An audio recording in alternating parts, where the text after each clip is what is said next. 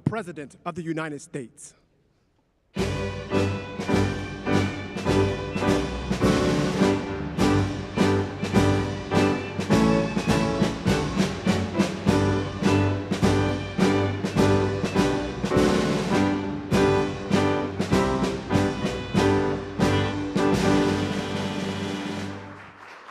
Well, thank you very much.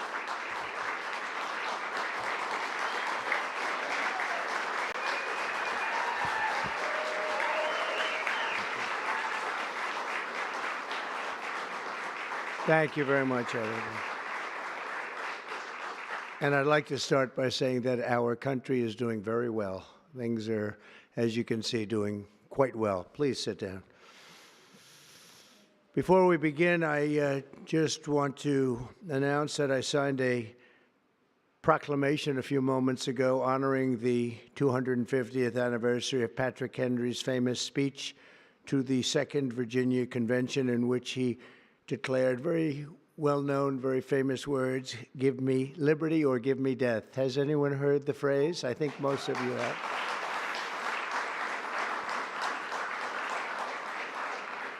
And moments ago, I also signed an executive order to dramatically increase production of critical minerals and rare earths. It's a big thing in this country, and as you know, we're also signing agreements in various locations to unlock rare earths and minerals and lots of other things all over the world, but in particular Ukraine. We're doing very well with regard to Ukraine and Russia, and one of the things we are doing is signing a deal very shortly with respect to rare earths with Ukraine, which they have tremendous value in rare earth, and we appreciate that. And we spoke yesterday with, as you know, President Putin and President Zelensky, and we would love to see that come to an end, and I think we're doing pretty well in that regard. So hopefully we could save thousands of people a week from dying. That's what it's all about. They're dying so unnecessarily, and I believe we'll get it done. We'll see what happens, but I believe we'll get it done. Today we take a very historic action that was 45 years in the making. In a few moments, I will sign an executive order to begin eliminating the Federal Department of Education once and for all.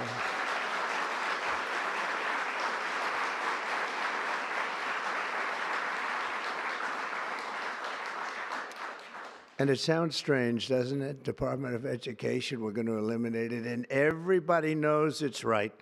And the Democrats know it's right, and I hope they're going to be voting for it, because ultimately it may come before them, but everybody knows it's right, and we have to get our children educated. We're not doing well with the world of education in this country, and we haven't for a long time.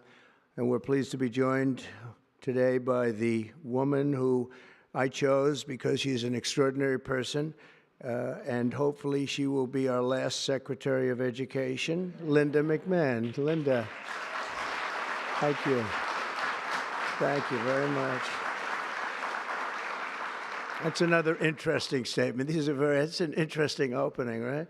But it's true, and people, it's been amazing how popular this has been. I tell people that this is what I'm doing today, and they say, oh, it's about time. Everybody says it. Republicans and Democrats have said it. They're all saying it. Also with us are some terrific people. Governors Greg Abbott. Greg, thank you very much. Governor Ron DeSantis, thank you very much, Ron. Mike Braun, congratulations on your victory, Mike. That was a big one. Mike DeWine, thank you very much, Mike. Jeff Landry. Jeff, thank you very much, Jeff. Bill Lee, thank you. Governors, all governors. Brad Little. Brad, thank you very much. Where are you, Brad? Hi, Brad. Jim Pilan, thank you very much, Jim.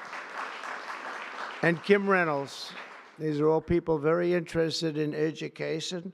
And I even see Dan Patrick over there, my friend Dan Patrick. We're joined also by Representatives Tim Walberg and Virginia Fox, Rick Allen, Michael Rulli, and again, Dan Patrick. Thank you very much, Dan. You've been a great friend of ours.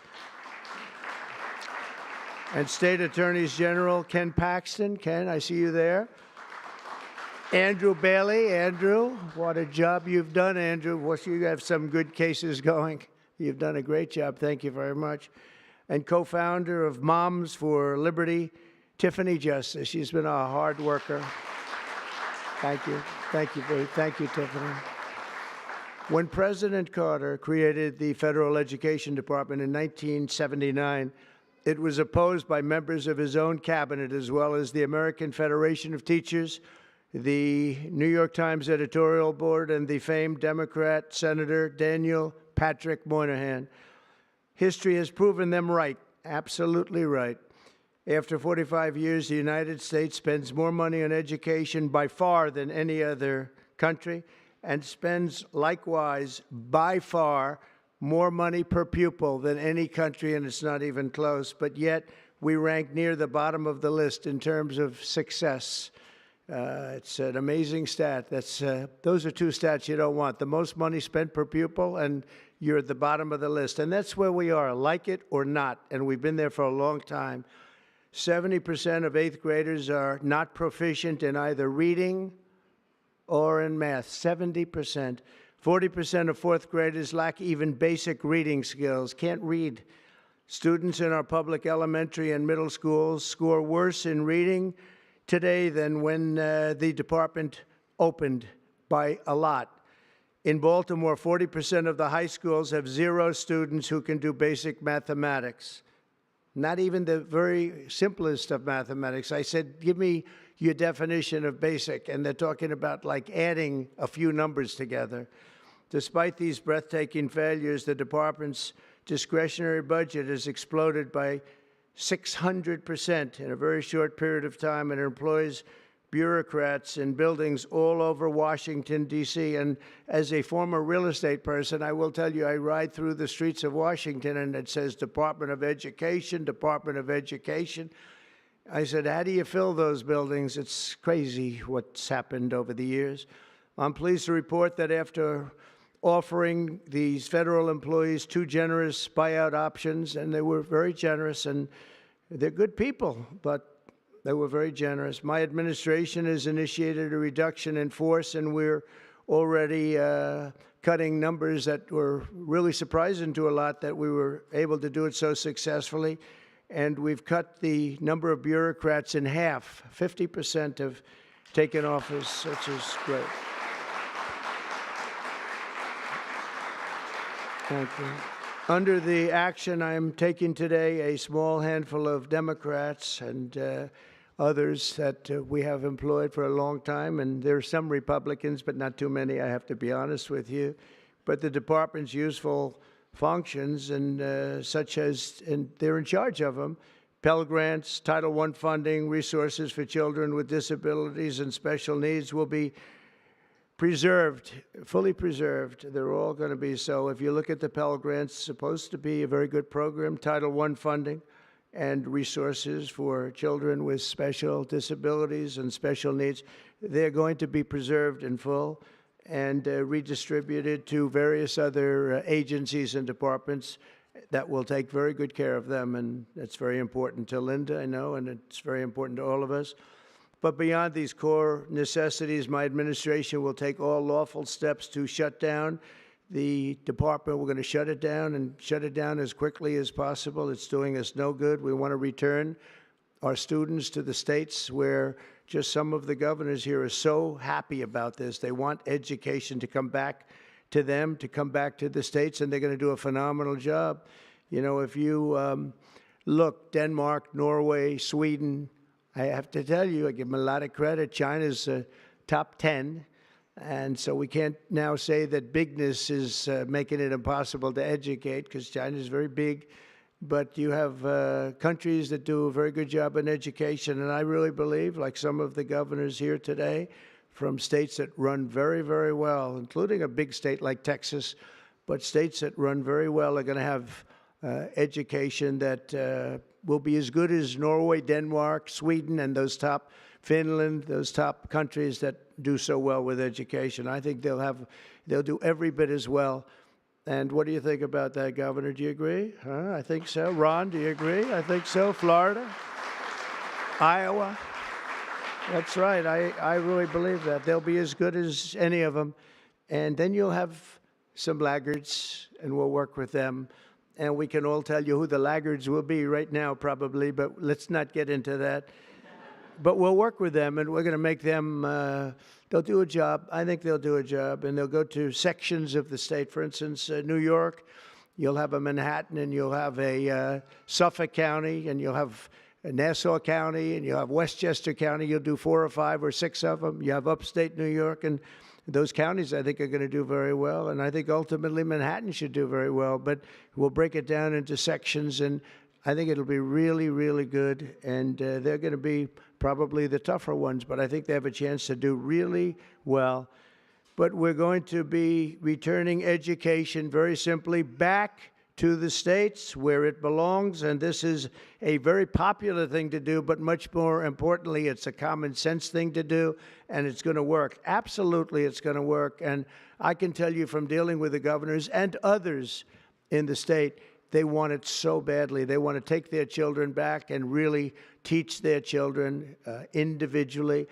Probably the cost will be half, and the education will be maybe many, many times better. So we look forward to this. I want to just make one little personal statement. Teachers, to me, are among the most important people in this country, and we're going to take care of our teachers. And I don't care if they're in the union or not in the union. That doesn't matter.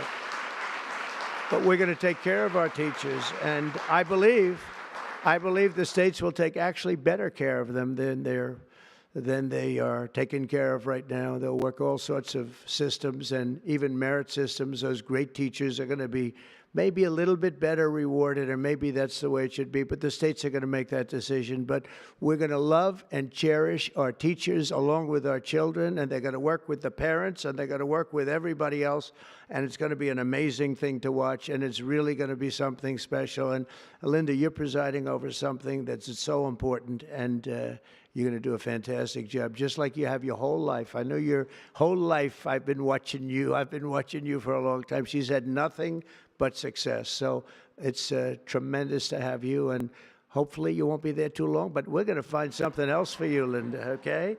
So this will conclude what we are talking about with respect to our most cherished group of people, and that's our children. We want to have our children well educated. We want them to love going to school. We have examples of it. Look at those beautiful, bright-eyed faces. They are so smart. They're so smart. And with that, I'm going to come down, and we're going to sign a very important document, and we're going to be on our way. People have wanted to do this for many, many years, for many, many decades. And I don't know, no president ever got around to doing it, but I'm getting around to doing it. So thank you very much.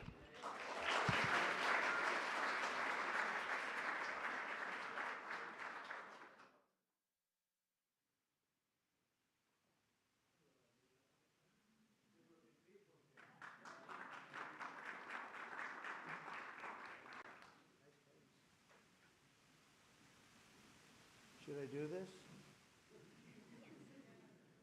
Should I do it? Yeah? Okay. I think so. We have pens for you too, special pens. I'll take this one out. I had one that was very lucky. I signed another document that turned out to be very good for the country, and I said, let's use that same pen. I don't know, is anybody superstitious? Ron, are you superstitious? Let's use that same pen.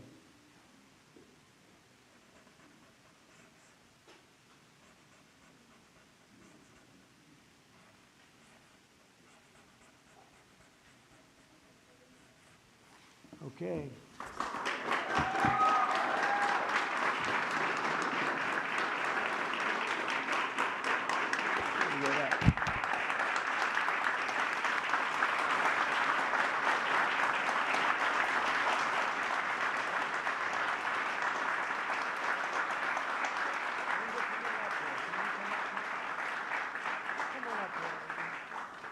Can you